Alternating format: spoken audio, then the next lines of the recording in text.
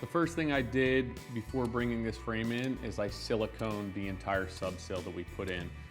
That's going to serve two purposes. One, it's going to be an extra layer of protection from any moisture that may get into that threshold area. And also it's going to serve as support for the sill or this threshold. If there's any variation or dips within the framing, the subfloor, the sheathing, it'll have a full support layer underneath of it. Next thing I do is I place that frame into the rough opening. I want to pay special attention to my pivot pin and make sure that this cutout is centric on top of that pin. And I also want to make sure that I'm somewhat centered within this opening, the 1/2 inch on either side that we measured and accounted for at frame stage. Once I get that in, I want to double check that I'm roughly in that 1/2 inch reveal for our drywall, everything that we accounted for yesterday. And then I'm going to check that my sill and my threshold is nice and level. Again, this is the basis for our door install. If this is not perfect, it's going to throw everything out of skew and out of whack. Once I'm confident that I'm where I need to be, I'm level, everything's supported and sealed with silicone, I'm going to be using this Allen key and I'm going to be snugging up some jack screws that they have integrated into this jamb till they hit the rough framing. Once I get one side in, I'm then going to come to the other side and snug up that jam nut and secure that jam at the bottom exactly where I want it. I'm centric over this pivot pin, I'm spaced properly within the opening, and I also set my reveal on the inside to understand that I'm square within that opening on the bottom. Now I'm fully locked in at the bottom. I can work my way up to the top corners, and that's going to set plumb, level, and square from there. I'm going to come onto my hinge side and make sure that I'm set on my reveal, my gauge block. That's going to dictate where I am set on the inside, flushing out the drywall. And then I'm going to level this up in both directions, left and right, front to back. And then I will snug up that jacking screw, locking myself into position. I'll work my way to the other side of the frame. I'll repeat the same procedure. And at that point, I know that my threshold's level, my legs are plumb, and at that point, I should be square. I can check it for square. And the last thing I want to do prior to locking those jacking screws in place with an actual structural screw is I want to ensure that my top pivot pin is perfectly in line with my lower pivot pin. So I'm going to throw a dot laser on that and double check that everything's where it needs to be prior to setting that frame permanently in place.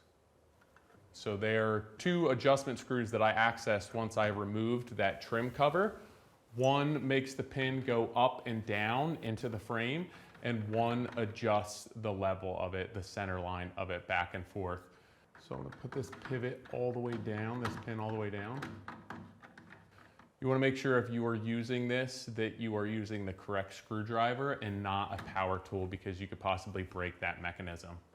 So at this point, I just want to make sure that that plumb dot, when my frame is in place, is perfectly level with that laser dot. So right now I have that pin all the way down, and my laser dot, based on where I have this centered, is directly in the middle of that pivot pin. So now I know that those two are located in the same plane in all directions.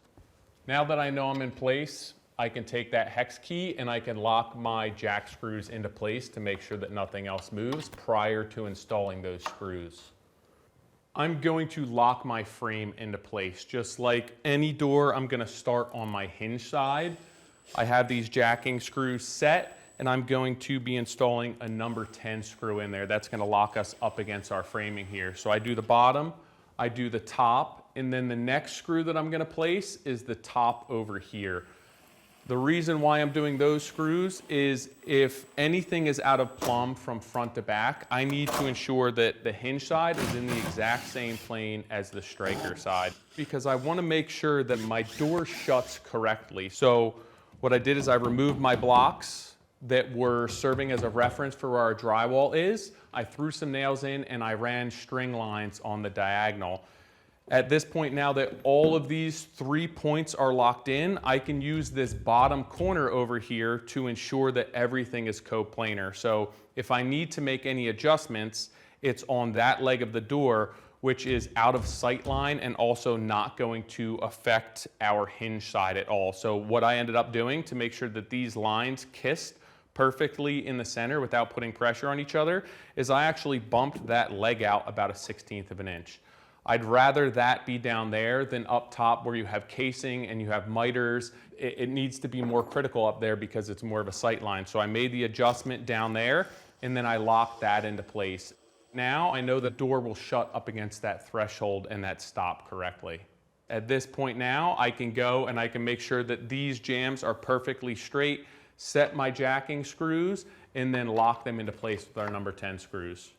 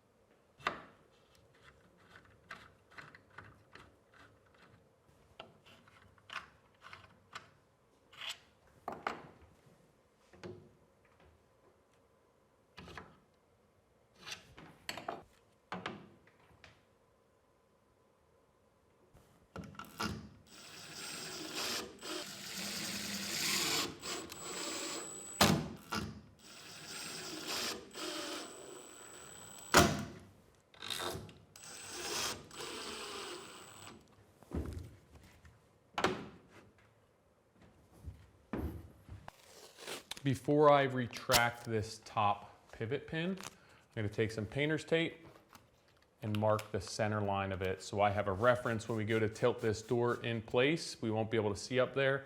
We'll have an idea of what's roughly centered on this pin. So we have a better chance at locating that while we're holding that heavy door.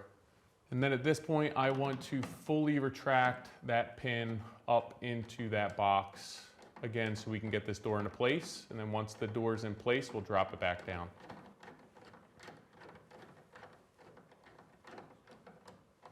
Down here on the lower pivot pin, I'm going to do the same thing with some painter's tape, just giving us a visual center line reference for when we go to drop this door into place.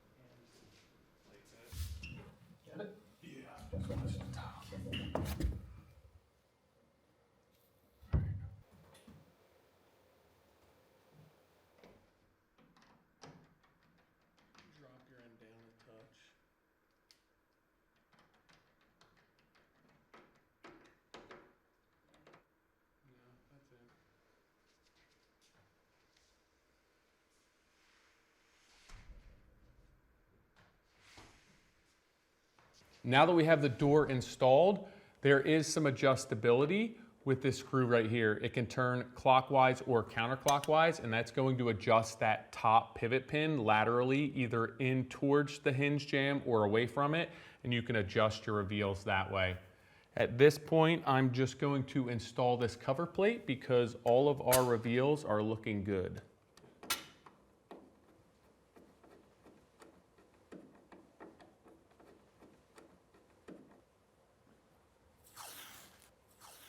At this point, the pivot door is fully installed. We've adjusted our reveals. We're confident that we understand the elevation that our freestanding deck has to be framed. So we're basing that off of this bottom of threshold here. We chose to frame a freestanding deck so there's a full drainage plane behind this structural ledger. Now for our decking, we're looking to match this elevation of the finished floor. So we took a 5/4 product, we've rabbited out the back so that it will sit on our structural lumber and then slide underneath of that threshold. One thing to note in this area in front of this door is that you want to maintain some sort of slope away from the building, away from that door. So we're going to shim underneath of that to create a place for the water to shed away from the building. All that set, the last thing that you're going to want to do is your final flashing on this door. You could use a tape that you're going to lap over the frame of the door or a more traditional caulk and backer rod approach.